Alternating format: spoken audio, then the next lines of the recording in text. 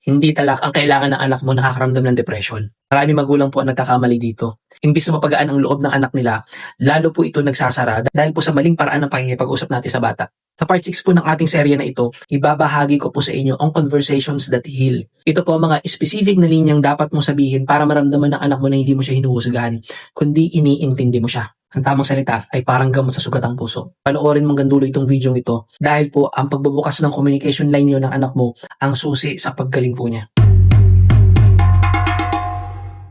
New day, new parenting topic na naman po tayo. Kahapon po guys, sa day 145 natin, nagawa na natin ang checklist natin. At alam ko po, marami na sa inyo natatakot dahil alam niyo na po yung problema na nararamdaman ng anak niyo. Kaya ang tanong po natin, Daddy, paano ko sisimulang kausapin ang anak ko nang hindi kami nag-aaway? Ito po ang mga sikreto kung paano kausapin ang anak natin na may mabigat na pinagdadaanan. Dito po sa Gene and Jan Parentings, natututunan po natin na ang depression ay may invisible wall. Kapag mali ang nasabi mo sa anak mo, lalong kakapal ang pader niya. Kaya ngayon po, mag-uusapan po natin ang mga salitang magpapabagsak sa pader na yan at magpaparamdam sa anak mo na nanandyan ka para sa kanya. Ito po ang 5 rules of conversations that heal. Una, validate, don't fix. Tanggapin po natin ang emosyon ng anak natin. Imbis na sabihin, wala lang yan, mag-pray ka lang, subukan mong sabihin, nakikita ko na nahihirapan ka na at nandito lang ako, mami, si daddy mo para makinig sa'yo. ang pag-validate sa nararamdaman ng anak mo ang unang hakbang para magtiwala ulit siya sa'yo. Pangalawa natin guys, avoid the interrogation. Huwag ka parang pulis. Huwag puro bakit ang tanong mo. Ang isang bata o teenager na depressed, madalas hindi rin nila alam kung bakit. Imbis na sabihin mo, bakit ka ba ganyan? Sabihin mo, napansin ko na parang malungkot ka nito mga nakarang araw, nak. Gusto mo bang pag-usapan yan? Gusto mo makasama si mami, si daddy? Pangatlo guys, the silent presence technique. Minsan po, ang healing ay wala sa salita.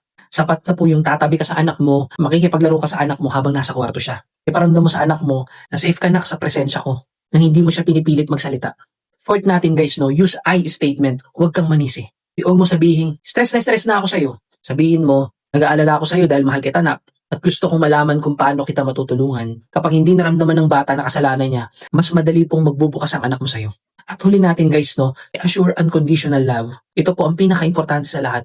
Kailangan marinig ng anak mo na kahit paanong nararamdaman niya, kahit hindi siya magsalita, nandyan ka lang para tulungan siya. Hindi mo siya iiwan. Ang kasiguraduhan po na nandyan ka kahit sa madidilim na araw, yan po ang pinakamalakas na healing tool ng anak mo.